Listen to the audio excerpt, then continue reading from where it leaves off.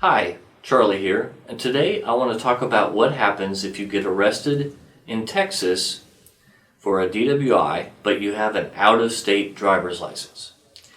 It's important to know that your privilege to drive in Texas is going to be suspended most likely, okay?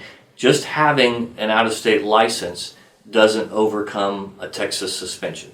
And the way I like to say it is, Texas isn't going to let Arkansas tell them who can drive in Texas, right? So what happens is DPS basically creates you a virtual license and then suspends it.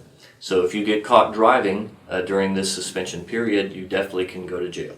Now, one of the things that a defense attorney will do is if your license or privilege to drive in Texas does get suspended, we can get you an occupational license, which will allow you to drive anyway. Now, there's some restrictions to that, but not many.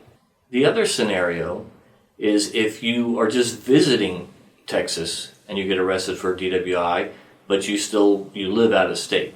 And if that happens, you do need to keep track of your whatever state you live in, your license status there, because there are some scenarios where Texas communicates, hey, this person got in trouble and we suspended his license here, and your state will follow that suspension or do something.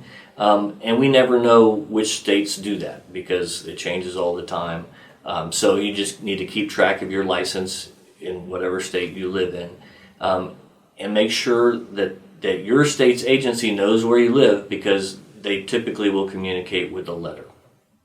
So in summary, having an out-of-state driver's license doesn't stop the suspension that is part of a DWI arrest in Texas.